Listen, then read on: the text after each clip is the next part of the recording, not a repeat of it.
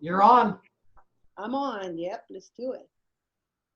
All right, so welcome everyone to week two. It's my turn this time. So I want to welcome everyone. Before I do, we move on to the week two materials. I want to go over, just a couple of announcements, and then of course I'm going to pass it to Chef Rich, so Chef Rich can kind of walk us through how things went and how successful week one was. I know you guys are sore from your arm. I know you don't have to tell me. I completely understand. Get ready for week four. We're making hollandaise, so more whisking on week four, okay? Okay, so the first announcement that I do have for you guys, we want to just double check. I know you guys are going to get emails from us, but we really need you guys to start posting attendance. So if you guys hear the word post attendance, just know that there's 4 different ways that you guys can post attendance. And posting attendance is just doing your work, okay, you guys? The first one is you can do either the knowledge check or the conversion check. Either of those quizzes will help you post attendance. Obviously, we want you guys to do both of them, right? So you guys can get your points and also get the information that you need that is on those quizzes. Just to give you a little heads up, you guys, a lot of those questions on the quiz, the knowledge check, you guys are going to see those questions again when you guys get to your final exam. But I really, really recommend to always, every week, do your knowledge check because you will see those questions again. So it's sort of like a review right now. I actually would like you guys to take pictures of those questions after you take the test. You have it on your phone, and now that becomes your just your for reviewing later on. So keep that in mind because I believe you don't have access to those quizzes once they close. The second thing is quizzes. The both quizzes is another way of doing it. Attending the live session. So all of you guys right now you are posting attendance, and you're posting it, resetting everything back to 0, right? And the last one is by watching the live session. I'm sorry, the live session, the archive will post attendance and submitting the assignment as well. So there's different ways you guys can do that. And I know you don't do that everything in one day. You guys spread it out throughout the week. So you're constantly, if you guys are very active with your class, and you guys have 2 classes at the moment, right? So you guys are constantly posting attendance, which is a great thing. And the reason why we bring this up is because we have a very, very strict attendance policy. The attendance policy only allows you guys to be absent 14 consecutive days. That includes holidays and includes weekends as well. So everything starts adding up. So when you guys do get to day 15 without posting attendance, that means the system will withdraw you from the program. And that's what we're trying to avoid. So when you guys get messages from us that it's time to post attendance, it's because we see those numbers climbing up. And we want you guys to just stay at the lowest number if it's possible, okay? Our expectation is for you guys to communicate. If you guys know that you haven't logged into the system for a while, I'm talking about 5 days, 6 days, please send us a quick message and say, Chef, this is what I'm going through. And I just want to let you know what's going on. So sometimes we're going to say, take care of at least the conversion quiz right now so you can reset your attendance. The conversion quiz only takes maybe about 5 minutes to take care of, okay, guys? So it's a really quick thing. The other thing is, I want to just explain another policy that we have. This is the grading policy. What? We do have a grading policy. We grade the assignments. Do you? We have a large class, you guys, and Chef Rich is the only one grading these assignments. And so we do have a 72-hour grading period, which means that it can take up to 72 hours, or it might take less, okay, you guys? So if, I know I got several emails this week saying, my assignment hasn't been graded, I'm worried, I'm concerned. If you submit it, don't worry, Chef Rich will get to it. And the way that it works is we want you guys to work ahead. We always want you to do that because I'm going to tell you guys, I always get emails, and I'm sure Chef Warren gets the same thing. I get emails on Tuesdays and Thursdays, deadline days. I get a lot of emails, people telling me their Wi-Fi is down, there's a power outage, right? Their computer's not working. They can't they can't upload any assignment. Something happens on those Tuesdays and Thursdays, right? So what we want is for you guys to work ahead so you're not going to be struggling with all these different issues that can happen on the last minute. Now, if you do not miss, if you guys miss the Tuesday assignment, don't stress out because you guys have what we call the late period submission. And this is Wednesday, today, and tomorrow, Thursday. You can still submit your assignment late, and you will be deducted 15%, a late deduction. But you know what, you guys, that's so you can get only up to 85%. I think that's better than getting a 0. So I prefer for you guys to submit late if something happens to you guys, right? And any emergency that happens throughout the week. But we much rather have you guys submit late than not submit at all. Now, what happens after Thursday? After the last deadline, that assignment actually becomes a makeup, right? So if you missed it, that assignment becomes a makeup. You guys have up to 3 makeups in this class. So I encourage you guys that the moment you do miss an assignment for whatever reason, and we completely understand that life happens, please go ahead and get ready to add that production for that missed assignment the following week so you guys can submit 2 assignments. One as week 2 and the other one as a makeup, right? Makeup number 1. I'm gonna show you guys really quickly where the makeups go because I wanna make sure everybody understands you can only submit up to 3 makeups. So here's the class page. If you guys scroll all the way down to passing week 11, you guys will see the makeup submission and there they are, makeup 1, 2, and 3, right? So you guys have access to those. And this is obviously after week 1, Thursday deadline is over, then that assignment becomes a makeup. Now, there's something else that happens on a Friday, and I'm sure Chef Rich can kind of tell me. Chef Rich has a deadline to have everything graded by Friday, and I believe it's 10 a.m. Central Standard Time. And so what Chef Rick is going to do is everybody who submitted on time or even late, he's going to reopen the assignment again. So that means this coming Friday, he's going to reopen the assignment all over again. So you guys can go back in there. If you guys got, let's say, for example, a 65%, and you're not happy with that grade, you can go back, listen to the feedback, first of all, so you can figure it out what happened, what did you do that was missing, and why did you get those points off? And then you can go back and make changes, guys. But you do have another deadline, and the next deadline to make those changes is this coming Tuesday, next week Tuesday. So I encourage you guys to please take a look at your grades every week, listen to the feedback so you are constantly active with your grades. Are there any questions with that? Any questions with grading? Any questions with, you know, just that you can still submit, resubmit to have a better grade later on? Everybody's good with that?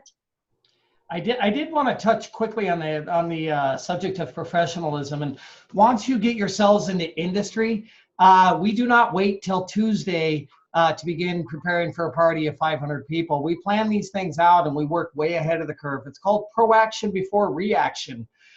As a chef, you must be extremely organized and learn how to manage your time. It's a very critical element that we utilize in the restaurant industry. And on your class page, like Chef Carla was talking about, there are some check marks next to the activities listed on the class page. There are 6 activities this week in CU 122 that you can do to post attendance. So there should be no reason that you pop up on our attendance list. And what happens when that happens, or what happens as a result, it takes time from us that we would be working with students that really need help when we're trying to track people down, trying to make sure that you're all right. So we would appreciate the professionalism in everything that you do. It's very, very important. Now is a great time to get that habit started. So that's my soapbox tonight, Chef Carla and Chef Rich. Chef, I love it. Yeah. That's great. Okay, you guys, I do see 2 questions, and then we're going to start with reviewing for week 1. Terry, you have a question? So I noticed this week, once I submitted, I did not receive an email indicating that I had submitted an assignment. Will we start getting those? Because last we did. Yeah, so I couldn't tell if you had received my assignment or not, because I'm accustomed to getting an email. You guys can make sure everybody's muted. I'm going to mute everybody, Chef Carla, then we need to unmute ourselves. So. Okay. Okay, so Terry, really quickly, when you submit the assignment, I believe there's an email that comes back that says that you submitted. Correct. You But I talking- didn't get one. I didn't get one yesterday. So I actually was going to email today because I didn't receive my grades to ask, did you get my assignment? Because I didn't get that email. Okay, well, that's not a problem. Sometimes I don't know why you didn't get it because it's an automatic thing, that Okay. system does. But, if you're ever in doubt, you can always, are you with Chef Warren or myself? You. Okay, so you can always reach out to me and say, Chef, could you double check? I'll be happy to check your email. I always go back in there. I check out the link to make sure that everything's there, and then I go back to you and say, sure, there it is.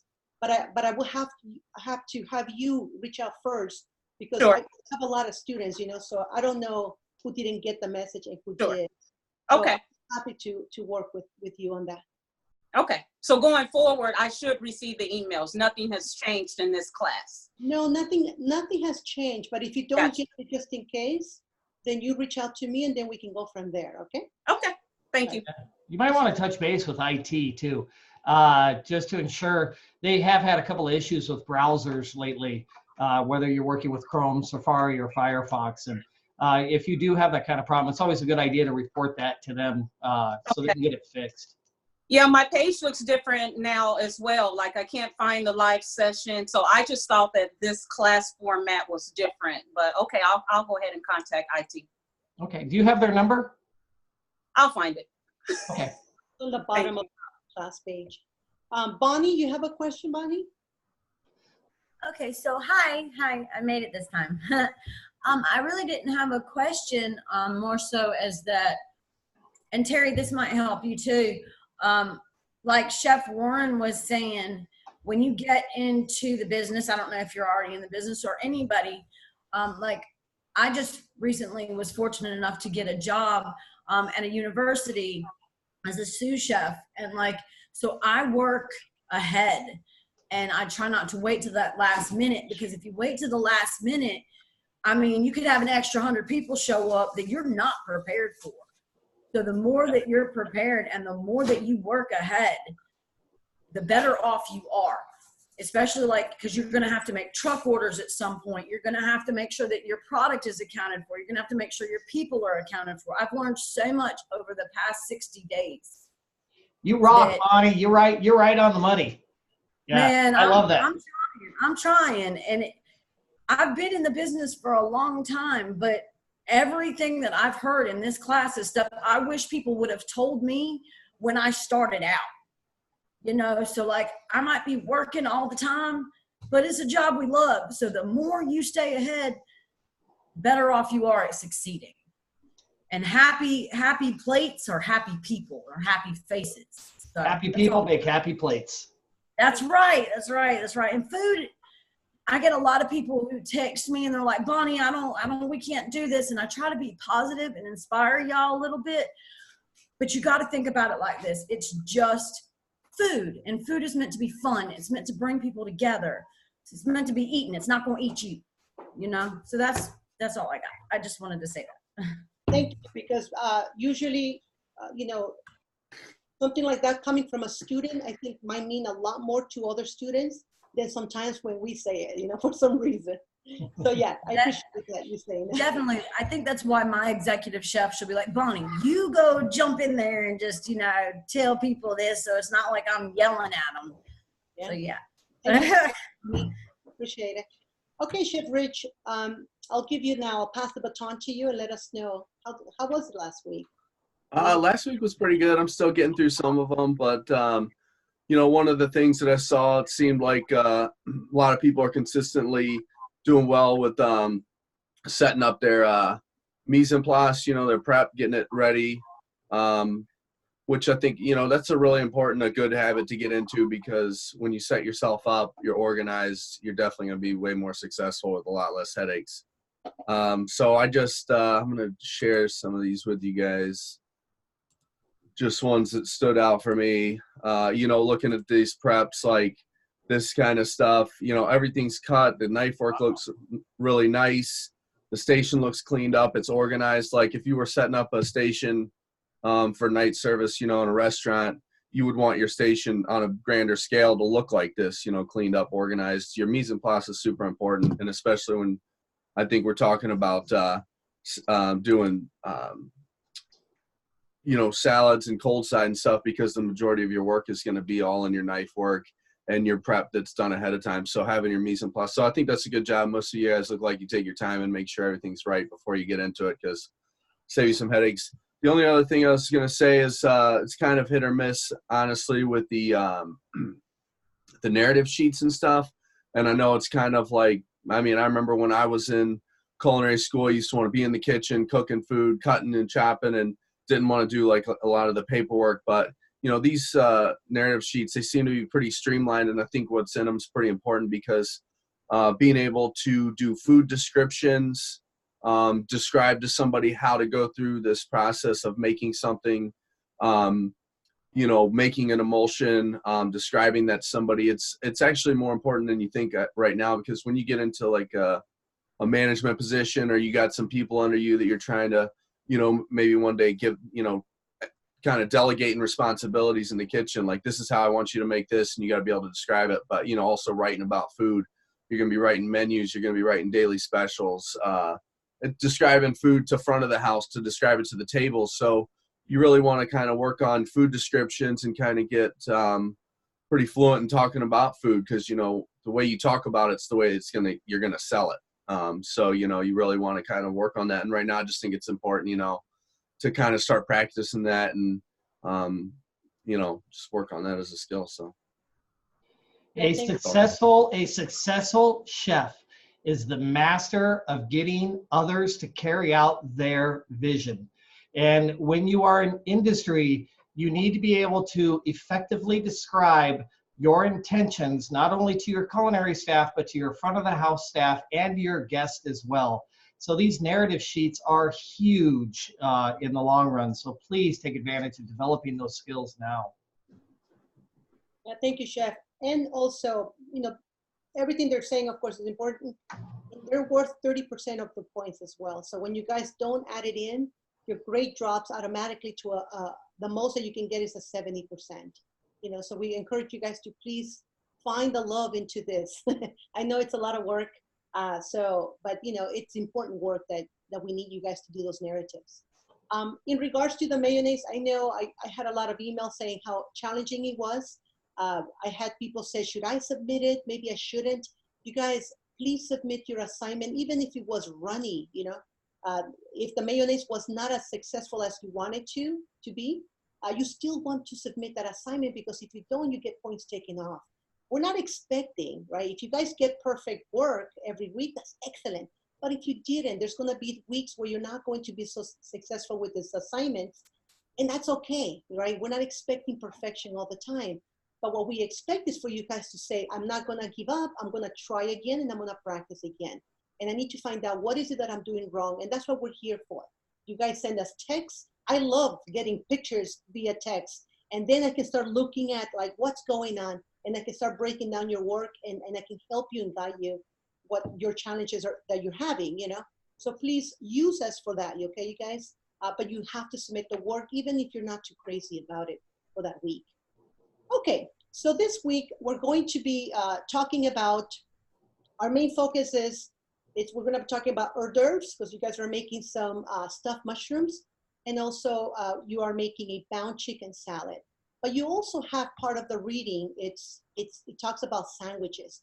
So I do want to briefly go through sandwiches really quickly with you guys, just to kind of break down the sandwich and also the sanitation part of it. And then we're going to jump into hors d'oeuvres. We're going to go over the recipes with you guys. And I don't know if Chef Warren, if you allow, the reason why I go through sandwiches is because sometimes I allow students to do this bound chicken salad as a sandwich form if they wanted to, you know.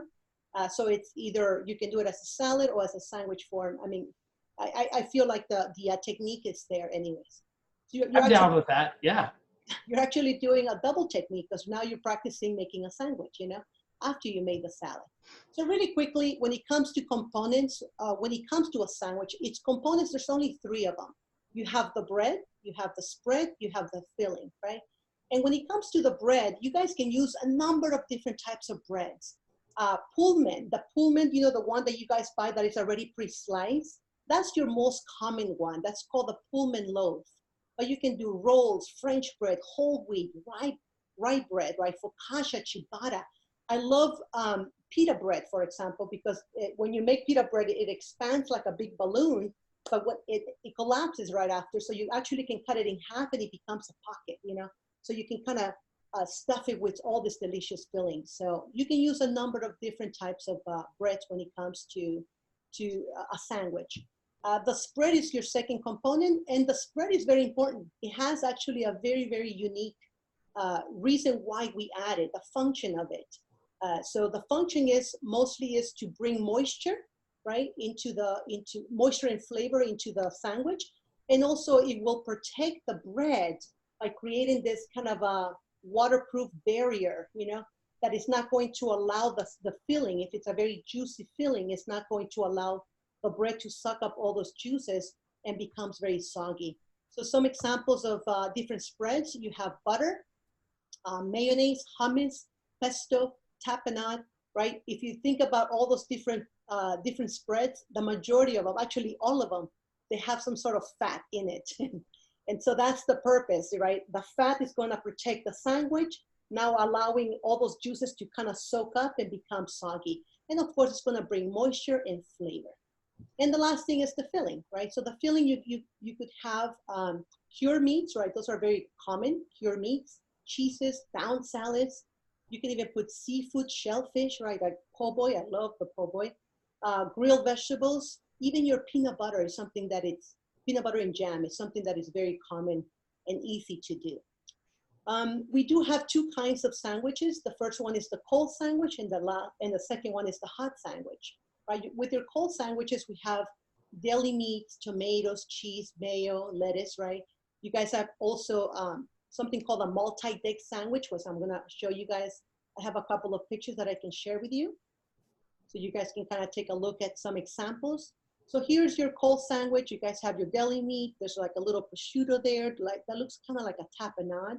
And this is just your regular dinner roll, right?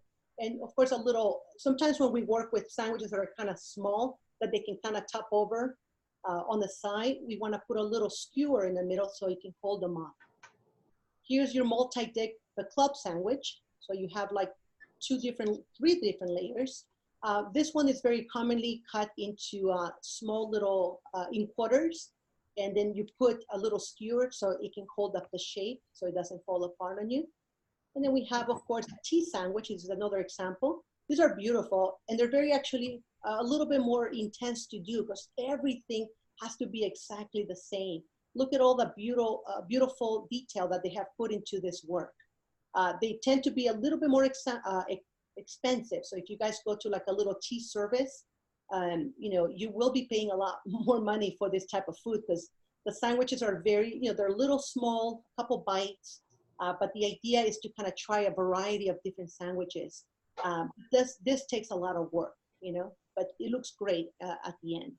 Here's an open sandwich. You know, this one is, you know, you can make anything an open sandwich. I'm always having open sandwiches at home. That's my caprese salad. I love that combination. So you can have your bread so you're only dealing with one piece of bread for this one. So it's nice, right? Easy to do as well. I know this avocado toast is an open sandwich that it's quite hip at the moment, right? And then of course we have the hot sandwiches. Here's an example of a chili cheese, the Philly cheese, right? Here's another one. This is using a panini press. So you can make like, you know, grilled cheeses, beautiful sandwiches. I love this kind of sandwiches as well. So there's a variety of them.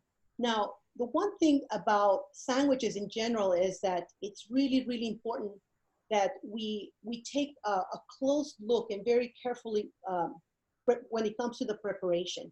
The sanitation actually is something that is very, very important. Most of those ingredients, if you think about them, most of them are considered what we call ready-to-eat food. Can anybody share with me what you understand with ready-to-eat food? What does that mean? You can just unmute yourself and shout it out. What does that mean, you guys? Food. What is it, Travis? It's when it's ready to eat, it comes right out of the cooler and goes right on the plate, right out to the service. You don't have to do anything else to it. And the main thing about that, if you're doing those kind, because I do it at work a lot, make sure you're wearing gloves, because none of that bacteria on your hands can go out to that sandwich or whatever it's ready to eat, which we had a couple of those today.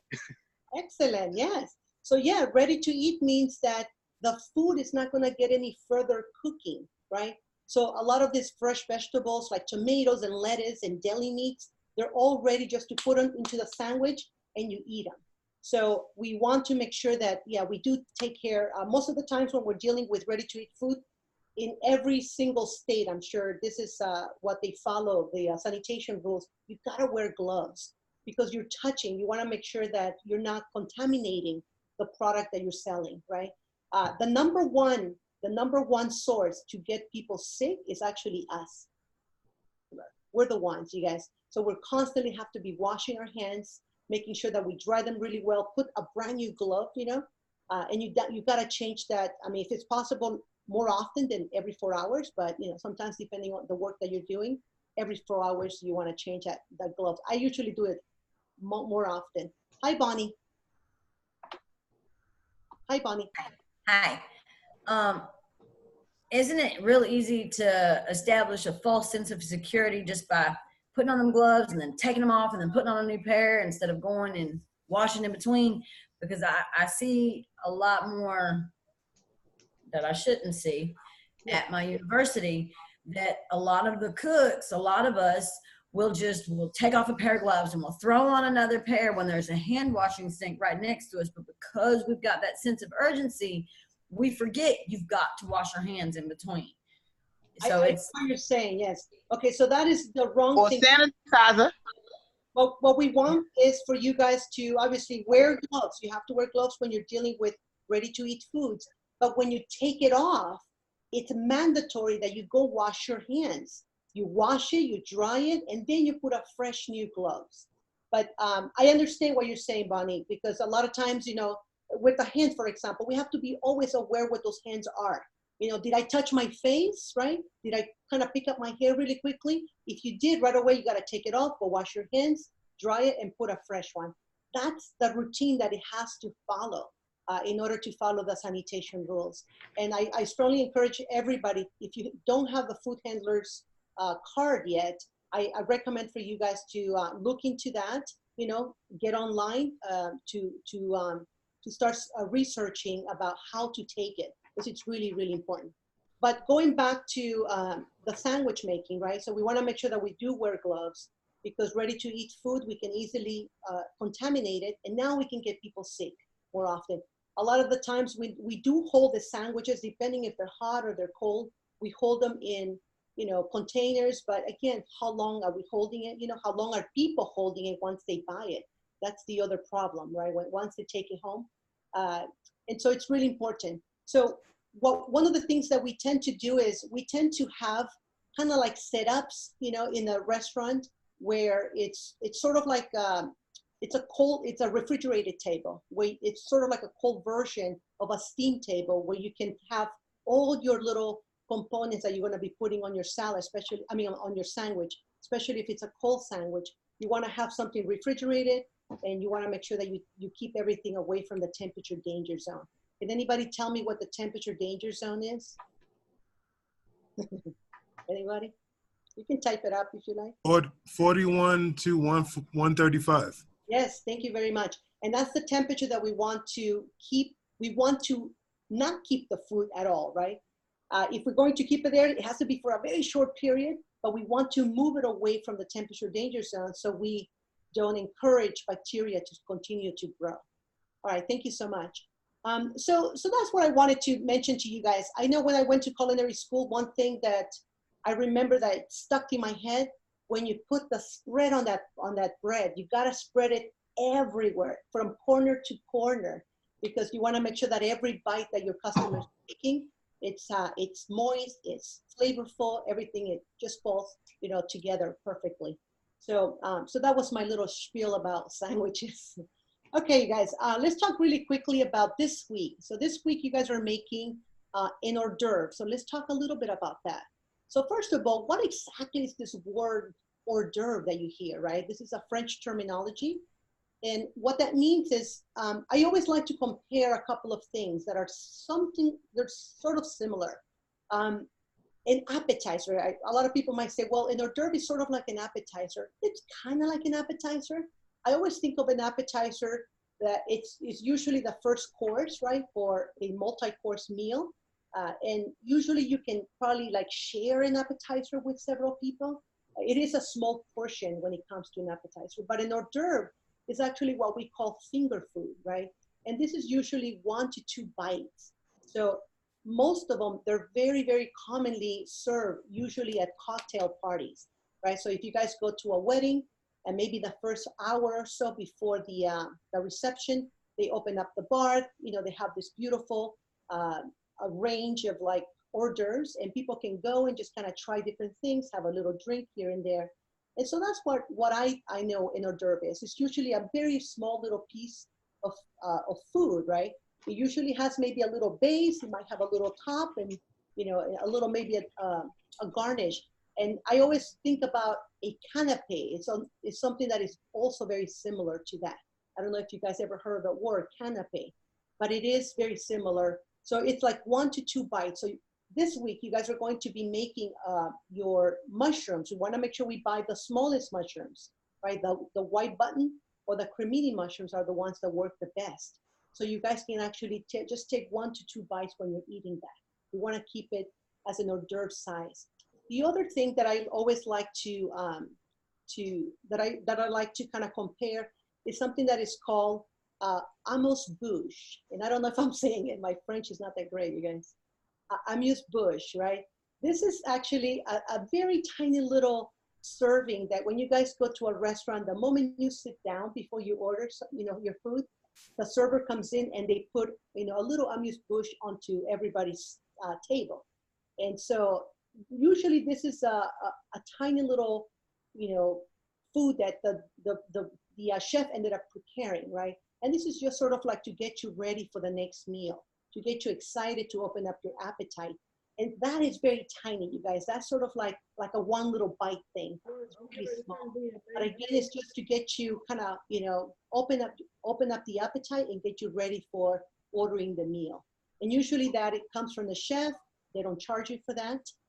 So I always like to kind of compare that, you know, what an hors d'oeuvre, amuse-bouche, appetizer, and even canapes. They're kind of like fall sort of like in the same little area there. Are there any questions so far what an hors d'oeuvre might be? Or if somebody's still confused about that? Okay, so we want to make sure that we keep it simple. So when it comes to hors d'oeuvres, they do have, you can do an hors d'oeuvre out of anything you like. As long as you keep it 1 to 2 bites, that will become an hors d'oeuvre. And so there's different forms of serving that. The most common ones are, there's 2 types of forms of serving the hors d'oeuvre. One of them is called the butler style, and the other one is called the buffet style, right? So I'm gonna go ahead and show you guys some examples of that. Go into the sharing. So you guys see right here, usually, obviously, every single little piece is gonna look exactly the same, right? So it does take time. There's a lot of preparation involved in this. And you want to make sure that you do have everything all laid out and prepared, you know, for executing a beautiful work, just like this photograph right here. So they're usually put either in platters or like marble slabs or pieces of wood, you know, anything that looks attractive to the customer. And so this one most likely is probably like the buffet style, where they just kind of lay down these are devil's eggs, where they put them down and people can walk to the station and they serve themselves, right? Here is the buffet style. We have a server kind of waiting for it. They're finishing the preparation of this platter, and the server is going to pick up the slab of marble and just kind of walk around. Sometimes the server might have a small little pair of tongs with him or with her, and they walk around and they just kind of serve, you know, the people, and they're walking through all the people around so they can get everybody. Once it starts looking a little bit light, they go back into the kitchen and they have them refilled again, right? And so usually they may have either one type of hors d'oeuvre in the platter, or they have like several kinds. but they always want to think of a presentation when it comes to, you know, how to place it onto the platter. We want to make sure that it's catchy to the eye, right? That it's appealing to the eye. Here's an example of using a wonton, you know, just so you can kind of bake them or fry them, and you create little cups so you can make, you know, some sort of base so you can hold your filling. Here's another example. This is a beautiful one. This is more like a buffet style where you just kind of place different kinds. Usually you have to have a center, one that is going to be the focal point. So in this case, I believe this is your focal point. It's usually right in the middle. It might be brighter, it might be just more colorful, you know, so you can attract the customers. And you can see that every single item looks exactly the same, right?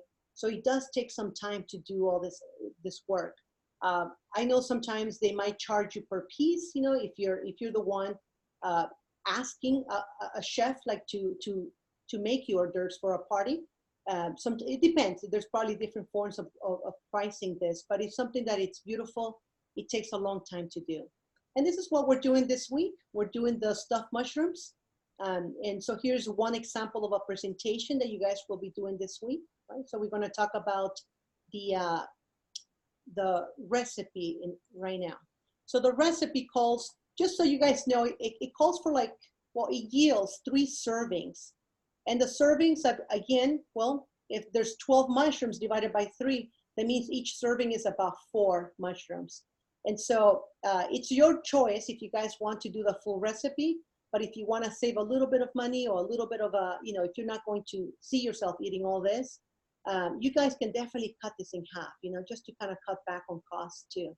You know, so it calls for, I would definitely ask you guys to stick to the smaller mushrooms. The white button mushrooms, the white ones, or the cremini, which are the brown ones, work really well for this. And then this is all your filling right here. You guys have bell pepper, onions, green onions, garlic, oregano, breadcrumbs, right? That's going to help bind everything, and also so you can have some crunch on the top. A little flavor as well with some Parmesan cheese, a little green for flavor, and also just to kind of give it a nice color at the end. And you guys are going to be sauteing this filling, so you can cool it down after that and stuff it into the mushrooms. So you guys are going to be preheating the oven first, and what's important is to separate the little caps. These are the little stems, and you can definitely use those stems. You guys can chop them up really well, and that becomes part of your filling. And so the idea is to put the mushrooms into the oven so you can start to kind of release some of that extra moisture that the mushrooms have, and you get them ready for you know, the filling, right? So here you're going to be following the cuts. You're mincing a lot of these ingredients. You're going to be sauteing them, cool them down, and then you guys can stuff them after that and present them, right? So I think they're pretty simple, you know. Pretty simple assignment. The idea is for you guys to get the feel of how it is to work with hors d'oeuvres, you know. So you guys want to make sure that you put a lot of time into making sure that every single mushroom looks exactly the same. Pick and choose. Sometimes I bought little mushrooms that some are a little bigger, some are a little smaller. So you may want to pick and choose, you know, so you guys can keep the consistency in size. Again, you know, this is something that we have to do in the industry. You know, we buy a case of mushrooms, but we have to pick everything that looks exactly the same, so our platter is going to look beautiful. Any questions so far on that assignment? So far, so good. Of course, think about it. Hi, Terry. It's me again. Can you repeat those mushrooms again? What did you call them? Button? White, the white mushrooms, yeah. And those are very common. Those are the very common. And the cremini. Cremini. I'll go ahead and write it down on the chat, or maybe chefs. I'll write it. Cremini. There you go. That's the type of mushroom. Baby bellas. I've heard of those too. Yes. Baby bellas. I think those are the same cremini, I believe. The button. Okay, thank you. Yeah, exactly. No problem. Anybody else has a question about that? Now, I wanted to bring Chef Shayla. You have a question? I do. Oh, I'm sorry, I didn't raise my hand. It's okay. So we're not supposed to have portobello? Okay, so portobellos are huge, right? And portobellos don't fall into the category of hors d'oeuvres unless you find really tiny portobellos. I did. I found some small size at Walmart. Okay, so if you found the smaller version of portobellos that could be about 1 to 2 bites, something like that, then you're Yeah, good. it's like, yeah, it's probably about, I guess as big as a little shell or something. I'm sorry, I don't know how to explain it, but they're small. Okay, so if they're small, I'm okay with that. Okay. Small, yeah. Because then if we start getting something that's really large, then it defeats the purpose for what we're doing, which is hors d'oeuvres, you know? Hors d'oeuvre, okay. Okay. Thank you. Question here. Now, I always get this question, you guys. I always get this question. I have, you know, I don't like mushrooms. If I have to make it, I want to eat it.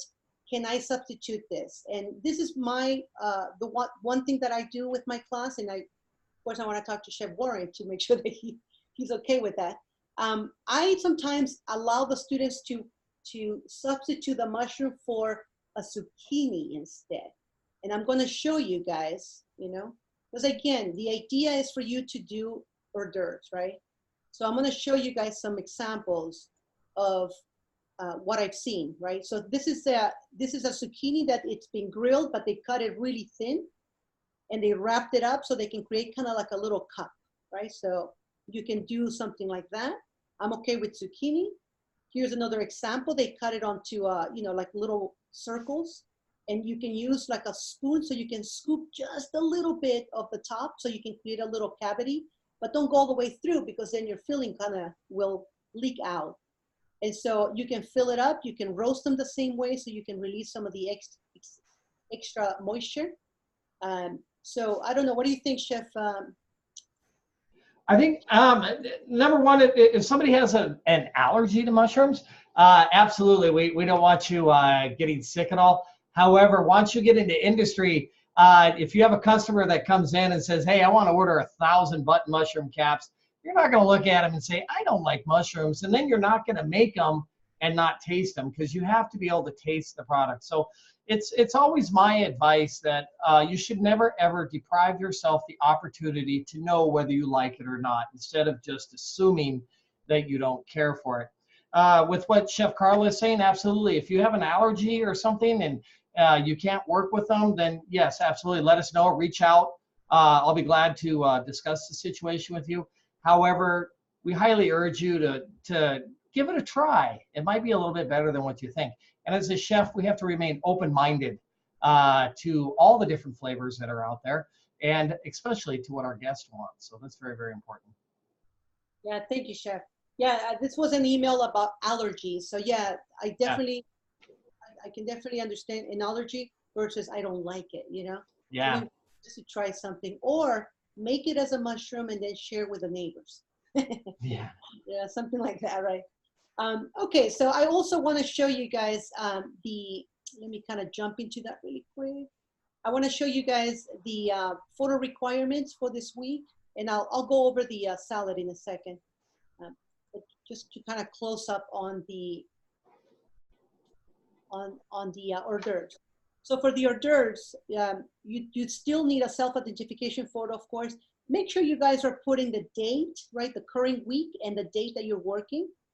So self-ID and sanitation bucket, we want to make sure we see the week and the date on that. You will start getting points off, you guys taken off if this is not there. So we want to make sure that you guys follow those instructions carefully. Mise en place, when it comes to your mise en place, make sure that, you know, if the recipe calls for medium onions, mince, we want to see the onions already minced on your mise en place, right? Everything that's minced, we want to see it in little containers, already cut, already prepped, and ready to go and measure, right? So that's what we're looking for. We're not looking for the package of the mushrooms just kind of ready to be opened. Pre-cooked mushrooms, so you guys going to remove the caps, put them on a little sheet tray, put them in the oven, and of course, you're gonna take them out while they look a little bit, maybe a wrinkle, a little dry, you know, just kind of bring them out. We're gonna put a little olive oil there so they don't get too dry, but you are removing some of the moisture there. Ingredients in a saute pan cooking, this is your filling, right? So show us that you're cooking the filling.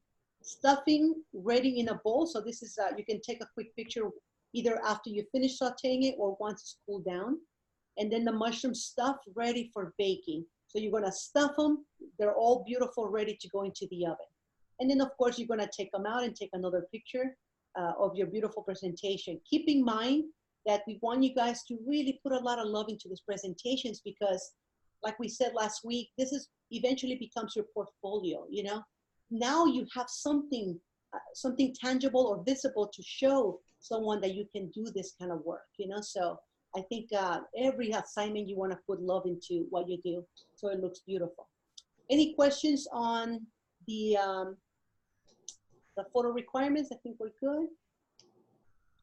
Okay, so we're going to talk really quickly about the bound chicken salad now. So I'm going to go ahead and share with you guys that recipe. And so for this week, we're not really looking at how did you cook the chicken, you know, which technique did you do. You guys already learned that in your CU 101 class. What we want to see, the main focus here is you guys making a bound chicken salad. So we want you guys to either cook the chicken, you can grill it, you can, you know, pan sear it, you know, you can poach it if you like. However you guys follow, you know, which technique you want to do, that's fine with us. Just make sure, of course, that you follow the temperature, right? Make sure that it's cooked all the way through. And then very simple this week, you're going to be putting all these ingredients together, right? Your chicken, you're going to be cutting it in 1/2 inch dice. Make sure that everything is cut with good proportions, you guys, because what we want is for you guys, as you're eating this salad, right? You don't have a big chunk that you're biting into or small pieces. Everything should be consistent, you know, so it's not like big and small and all over the place. It really makes a difference to your palate when you're eating it. You know, so you guys do have mayonnaise again, but I don't want to scare you. This one, if you want to make it again, you guys, you go for it. If you guys want to practice, I respect that. But if you guys have the store-bought, go ahead and use some of that if you want to take a little break. But, you know, like I said, mayonnaise is something that is important to know how to make. So if you want to practice again for week 2 and do that, go for it, you know. And so you do have all these different flavors. You guys are going to mix it really well. Taste always before you guys put anything on the plate. Tasting as you go is something that we have to get used to it. And in the restaurant, we tend to use like little spoons, you know, so we're not double dipping. But you definitely want to do that. I know sometimes at home I get a little comfortable and I might do it twice, you know, because my husband might not mind. But we definitely want to taste as we go because we have to be 100% sure and confident that whatever that person is eating, it's flavorful, it's well seasoned, it's delicious, right? So you want to taste it, make sure you do that. Now, so I gave you an option. If you guys want to create a little salad out of this, it's really up to you. You can do that. If you guys want to make a little sandwich out of it, then you're welcome to do that as well. So we just want to make sure that we see this beautiful salad. So I'm going to go ahead and share the photo requirements so we can take a look and see what's expected.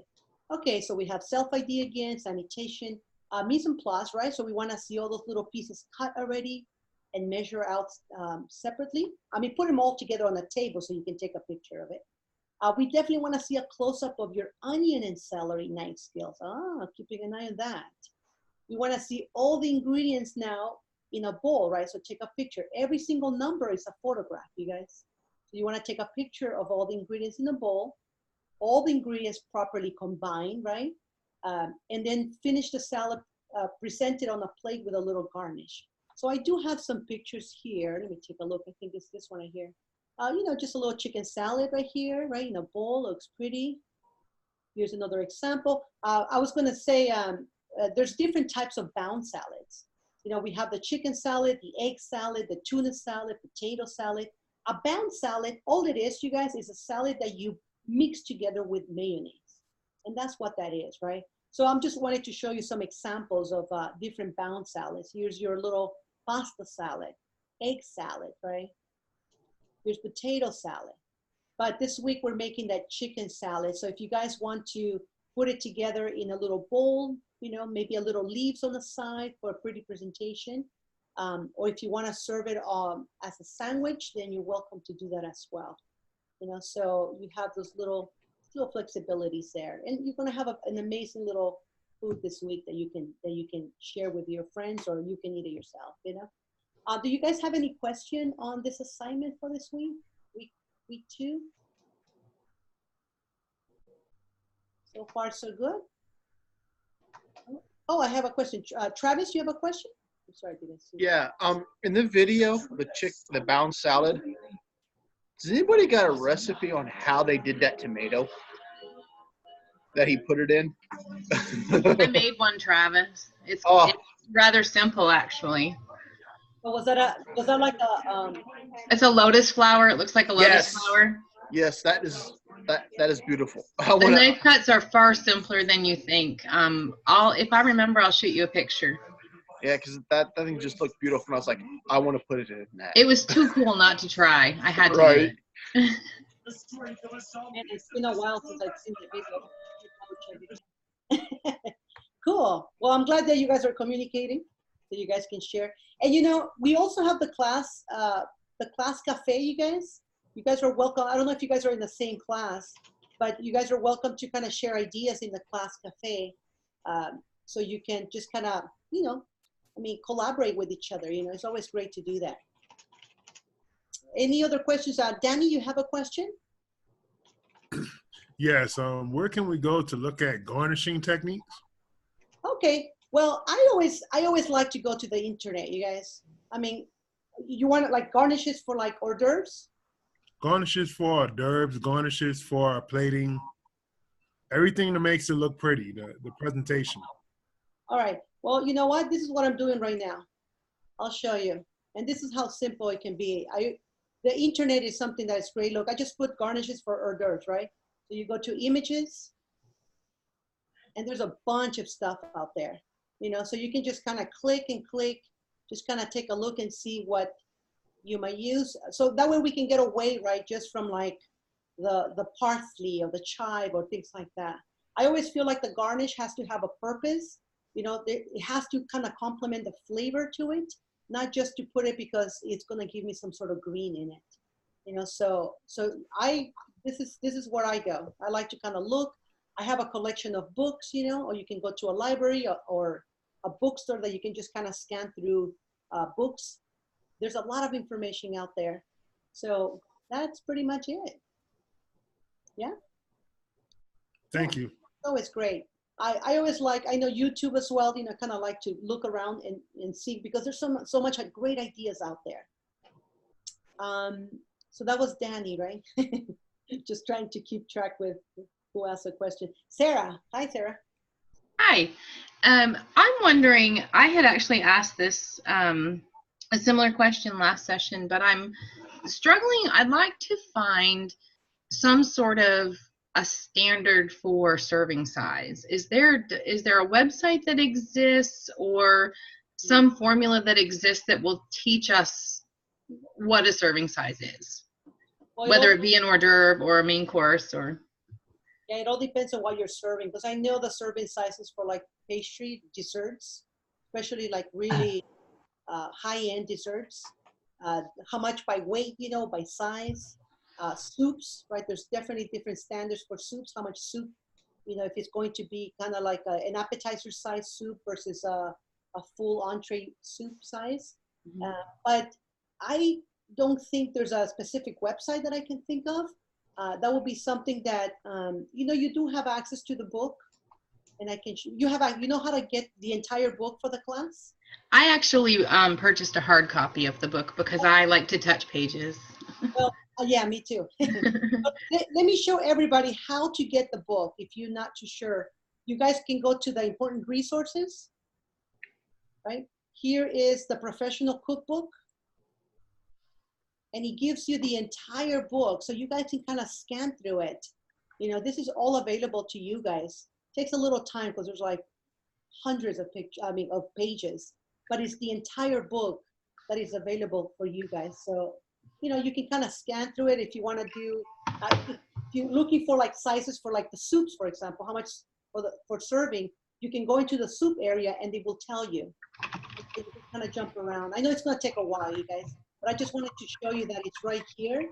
under professional cook, the cookbook, under important resources that you can find it. Sorry that I didn't give you something specific, Sarah. It's an impossible question to answer across the board because it depends on what you're serving, who you're serving it to, and what meal period you're serving it. And all of those factors go into determining the actual portion size. For example, if you're doing steak and eggs at 6 a.m. in the morning to a group of seniors, it's going to be a very small portion. But if you're doing a steak entree in the evening for a bunch of college students, it's going to be a completely different size portion of meat. So lots of So I guess it's just very situational and right. And of course, how much you're charging for that product. a lot. So, Thank you.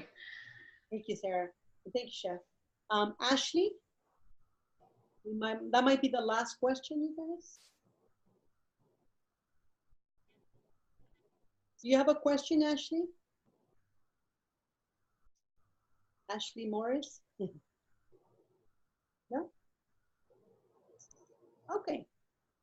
So if you do have a question, Ashley, you can kind of shoot us an email. We can go from there. So you guys, we're looking forward to seeing your week 2 work. We want to also give you a quick reminder again that if you have not submitted the week 1 assignment, you still have today and you have tomorrow to do it within the late period, right? That's considered the late period, but you can still do it now. So please get your assignment for week 1 done. You know, if you're done, I thank you all, you know, for putting all that effort. Hey, Chef. Yes, Terry. Ashley's question is in the chat. Oh, okay, let me see, Ashley. I don't know why. I have a question. I got the wrong evaluation paper. I got somebody else's. Okay, so we definitely reach out to Chef Rich about that. Yeah, Chef Rich. Ashley, go ahead and send a quick message to Chef Rich about it. Did I say it correctly? Ashley to Chef Rich, just to make sure that we get that taken care of. Okay. Thank you, Ashley, for letting us know. So you guys, for the rest of the week, if there's something that comes up, any other question that you guys have, remember that we're here to help you guys out. Send us a quick message. That way we can help you out. But we're looking forward to seeing your week 2 work. And we're also looking forward to seeing early work, okay? So we wanna make sure you guys are working always early. Early meaning the weekend is great, you know? A little time on the weekend to do that. Okay, you guys, thank you so much for joining us today. Thank you, chefs, for helping me out with that. And we're looking forward to seeing you guys next week, Wednesday. So have a great evening. Take care, you guys. Thank Bye-bye. you, chefs.